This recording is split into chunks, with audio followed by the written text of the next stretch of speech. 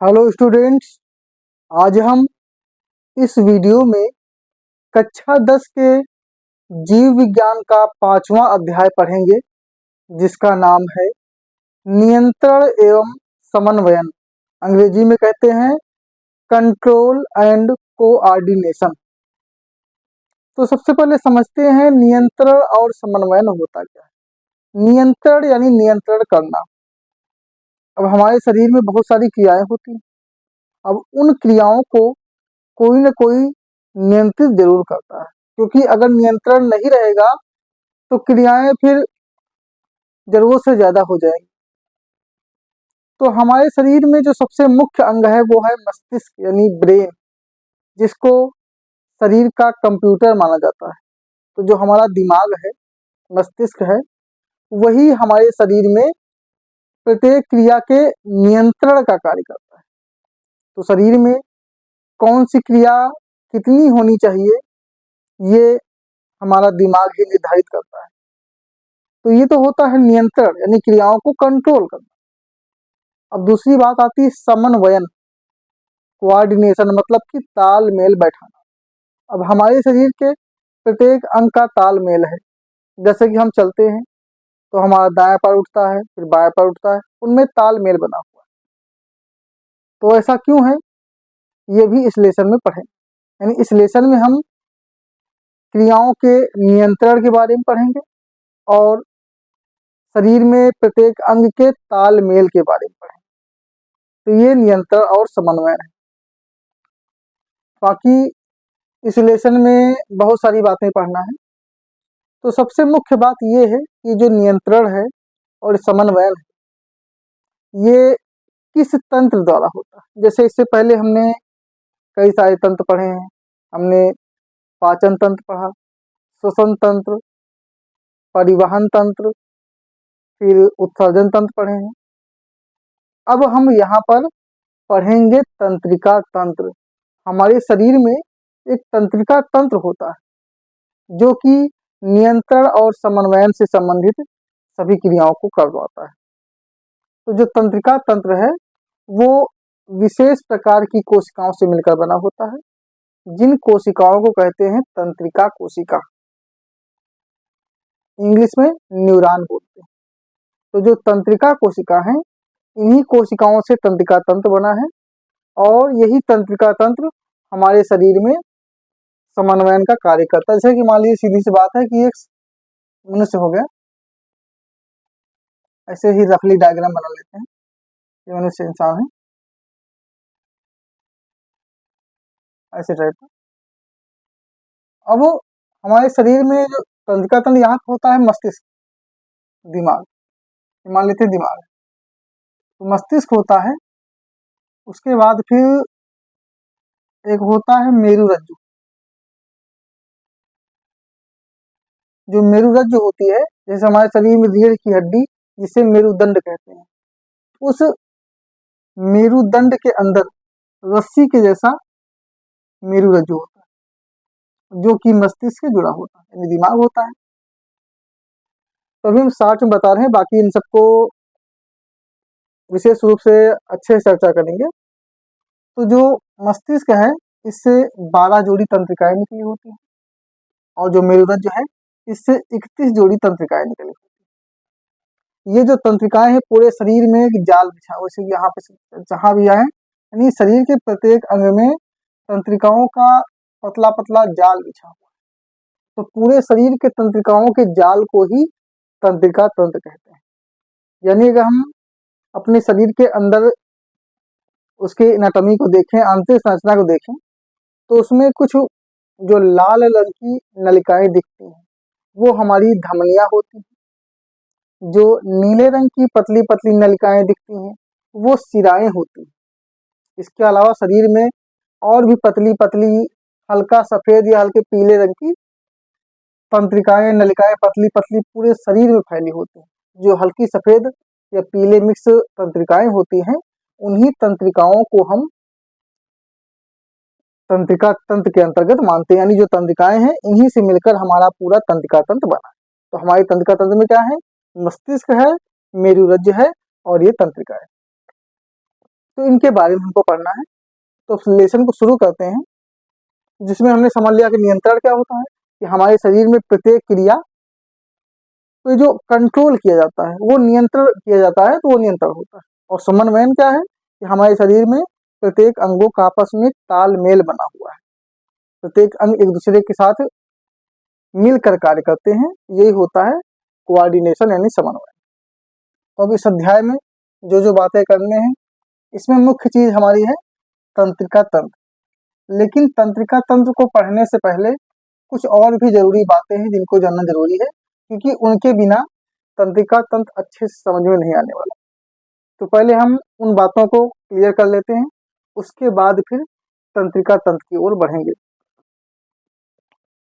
तो सबसे पहले हम कुछ क्रियाओं की बात कर लेते हैं। हमारे शरीर में कुछ क्रियाएं होती हैं, जैसे कि 3 तरह की क्रियाएं। कुछ होती हैं ऐच्छिक क्रियाएं,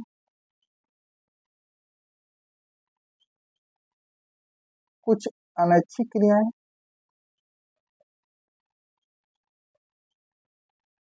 और कुछ हैं प्रतिवर्ती क्रिया। प्रतिवर्ती क्रिया यानी कि voluntary action, involuntary action, reflex action. तो ऐच्छिक क्रियाएं वे क्रियाएं जो हमारी इच्छा पर आधारित होती है। इच्छा यानी कि मन पर, मस्तिष्क पर। तो हमारे शरीर में होने वाली वे क्रियाएं जिन पे हमारे मस्तिष्क का, हमारे दिमाग का कंट्रोल होता है, क्योंकि हम पढ़ ही रहे हैं कंट्रोल चैप्टर। तो कंट्रोल माइंड करता है, ब्रेन करता है। तो जिन क्रियाओं पर मस्तिष्क नियंत्रण करता है या कर सकता है, वे ऐच्छिक क्रियाएं होती हैं। जैसे हम जो भी काम करते हैं, हमारा लिखना, पढ़ना, चलना, हंसना, बोलना जो भी है, ये सब ऐच्छिक क्रियाएं हैं, क्योंकि हमारे मस्तिष्क की इच्छा से हो रहा है, मस्तिष्क कहता है तभी हम ऐसा करते हैं। पर कुछ होती है अनैच्छिक क्रियाएं, वे क्रियाएं जिन पे मस्तिष्क का नियंत्रण नहीं होता है, वे अनैच्छिक क्रियाएं कहलाती हैं। जैसे कि पलक का झपकना, फिर हृदय का धड़कना, फिर श्वसन, सांस लेना। जैसे कि हमारा दिमाग कह दे कि हमको अब सांस नहीं लेना, तो सांस तो लेना ही पड़ेगा, नहीं लेंगे तो मर जाएंगे। अब दिमाग कह दे कि दिल का धड़कना बंद हो जाए, पर धड़कना बंद नहीं होगा।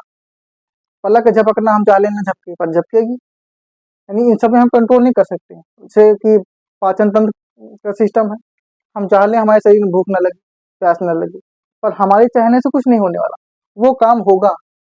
जैसे हमारा उत्सर्जन तंत्र है, हम चाह लें कि मुंह तो त्याग नहीं करेंगे, पर करना पड़ेगा।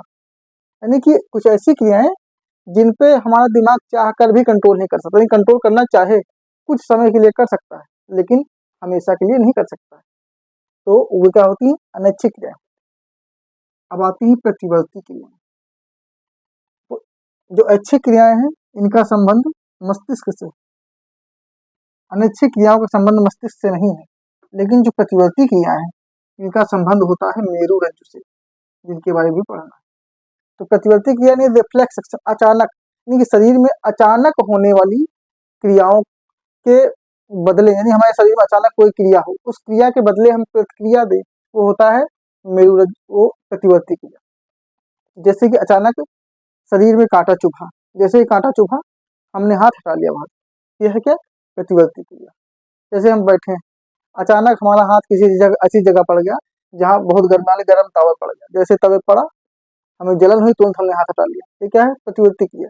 यानी कि जैसे कि बाहर में कुछ भी होता है, उद्दीपन होता है।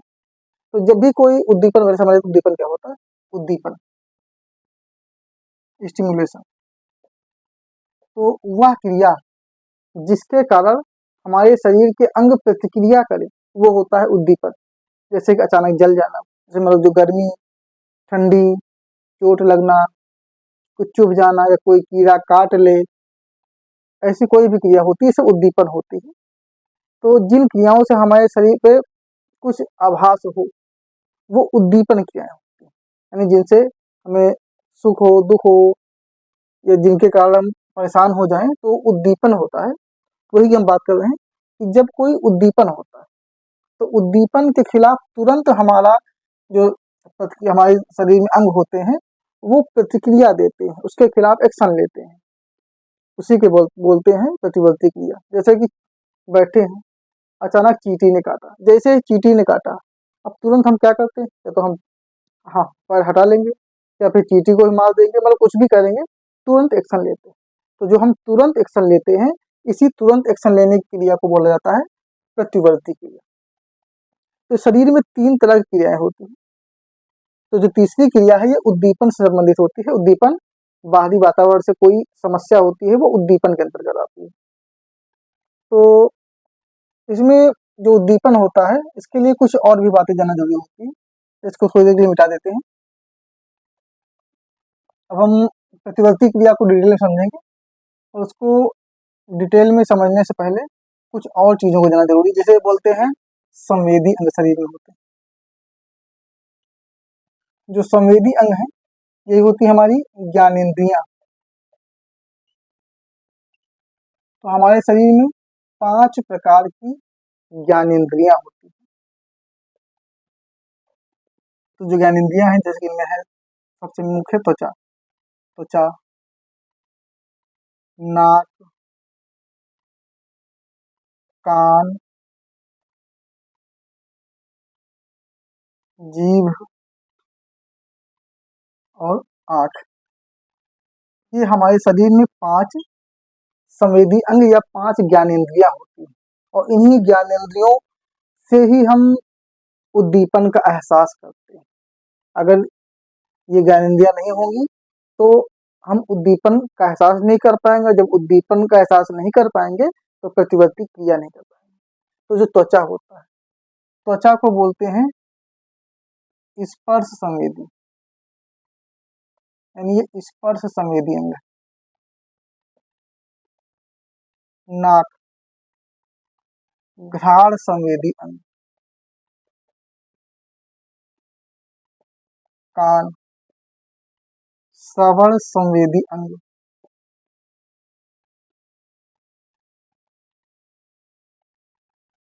जीभ, स्वाद संवेदी अंग।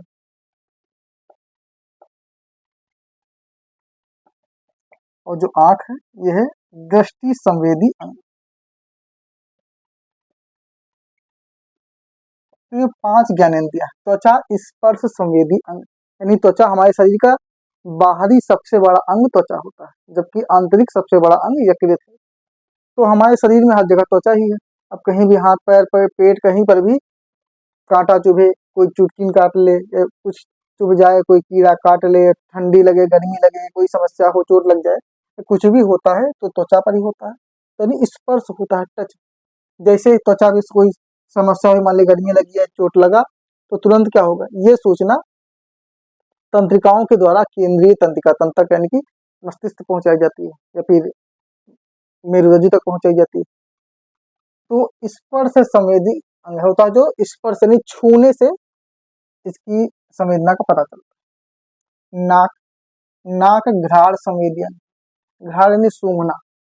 अब नाक से क्या करते हैं, जैसे कोई भी खुशबू है या बदबू है, तो हम सूंघ लेते हैं। जब हम सूंघते हैं, उसके बाद ये सूचना तंत्रिकाओं के द्वारा हमारे दिमाग को पहुंचती है, तब हमें पता चलता है कि ये खुशबू आ रही है कि बदबू आ रही है।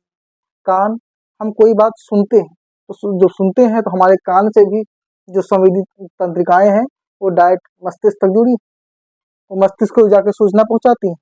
जब मस्तिष्क को सूचना मिली, तब हमें समझ में आता है कि क्या हम सुन रहे हैं, गाना है, क्या चीज है, अच्छा है, बुरा है।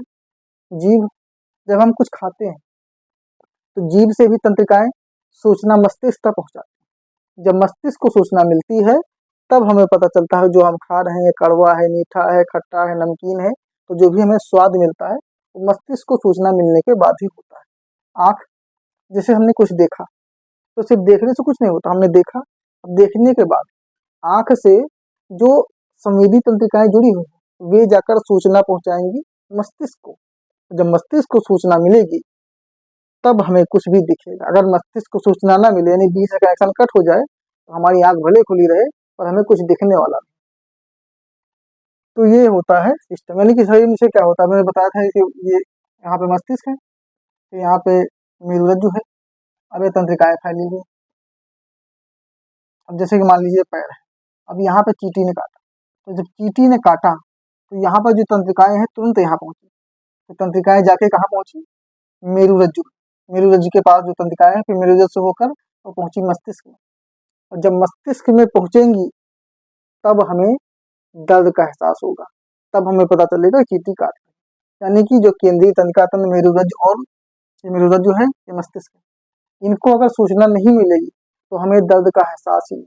यानी अगर तंत्रिकाएं जो है बीच से कनेक्शन का कट कर दिया जाए तो दर्द नहीं होगा, यानी कि कुछ भी हो, यानी हमारे अंदर जो भी क्रियाएं होती हैं उसका एहसास भावना तभी आती है जब हमारे केंद्रीय तंत्रिका तंत्र को सूचना मिलती है।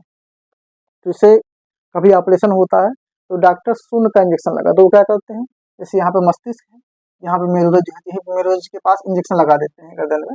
इससे क्या होता है कि जो इधर का पूरा सिस्टम है तंत्रिकाओं वाला, तंत्रिकाओं का पूरा सिस्टम शून्य पड़ जाता है, यानी तंत्रिकाएं सूचना ले जाना बंद कर देती हैं। जब सूचना मस्तिष्क को मिलेगी नहीं तो हमारे सामने ही हमारा पेट फाड़ा जाता है, हमको दर्द नहीं होता, पता नहीं चलता। तो यही होता है सिस्टम कि हमारे शरीर में कोई भी क्रिया होती है उसका एहसास तभी होगा जब मस्तिष्क को जानकारी होगी। यदि मस्तिष्क को जानकारी नहीं हुई तो कुछ नहीं होने वाला। अगर हमारे दिमाग को सूचना न मिले, हम अपने ही हाथ से अपना हाथ काट डालें, दर्द नहीं होगा, खून बहता रहेगा लेकिन दर्द नहीं होगा, क्योंकि सब कुछ मस्तिष्क पर ही डिपेंड है। ये हमारा ब्रेन ही हमारी बॉडी का कंप्यूटर होता है। तो ये संवेदी अंग हो गए जो सूचना को पहुंचाते हैं। तो संवेदी अंग क्लियर हो गए। अब हमें पढ़ना है प्रतिवर्ती क्रिया के बारे में। तो प्रतिवर्ती क्रिया का इन्हीं संबंधित, इसमें जो त्वचा है यहाँ से विशेष रूप से प्रतिवर्ती क्रिया होती है। जैसे प्रतिवर्ती क्रिया हमने समझ लिया कि एक ऐसी प्रक्रिया है जब कभी उद्दीपन होता है तो उद्दीपन के प्रति हमारा शरीर जो प्रतिक्रिया देता है वो होती है प्रतिवर्ती क्रिया। अब देखिए इसके लिए सिस्टम क्या है, हमारे शरीर में कुछ तंत्रिकाएं होती हैं सूचना ले जाने वाली, कुछ तंत्रिकाएं होती हैं आदेश को वापस लाने वाली। जो सूचना को लेकर जाती हैं उनको कहते हैं संवेदी तंत्रिकाएं, और जो आदेश को वापस लेकर आती हैं उनको कहते हैं प्रेरक तंत्रिकाएं। जैसे कि मान लीजिए यहाँ पे उद्दीपन है, अब ये उद्दीपन हमारे मान लीजिए त्वचा में हो, तो त्वचा एक संवेदी है। अब त्वचा में उद्दीपन हुआ तो त्वचा में जो संवेदी तंत्रिकाएं हैं, ये संवेदी तंत्रिकाएं इस सूचना को लेकर, यानी त्वचा में जो हुआ जो सूचना है, ये सूचना संवेदी तंत्रिकाएं लेकर जाएंगी मेरुरज्जु के पास। फिर मेरुरज्जु यहाँ से अपना आदेश निर्गत करेगा। जब आदेश देगा, और ये आदेश देगा किनको? प्रेरक तंत्रिकाओं। तो प्रेरक तंत्रिकाएं मेरुरज्जु का आदेश लेकर आगे बढ़ेंगी, और बढ़ने के बाद फिर जो प्रेरक अंग है, प्रेरक अंग, क्योंकि हमारी जो त्वचा हुई ये तो है संवेदी अंग,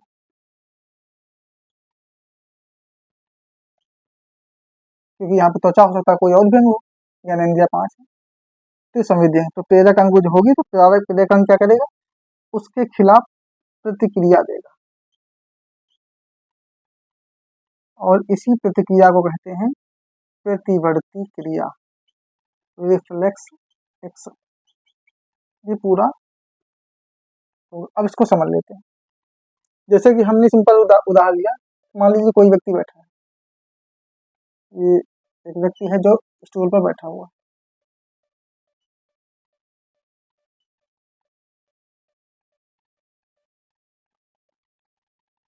अब वो बैठा है, यहाँ पे कोई कीड़ा आता है, अब कीड़े ने आकर उसके पैर में काटा, और जैसे है पैर में काटा तुरंत क्या करें, पूरे शरीर में तंत्रिकाएं फैली हैं। जो संवेदी तंत्रिकाएं हैं इनका काम क्या है कि सूचना को तुरंत ले जाकर मेरुरज्जु तक और मस्तिष्क तक पहुंचाना, ये काम है संवेदी तंत्रिकाओं का। और जो प्रेरक तंत्रिका है इनका काम ये है मस्तिष्क या मेरुरज्जु से जो भी आदेश पारित हो उस आदेश को वापस।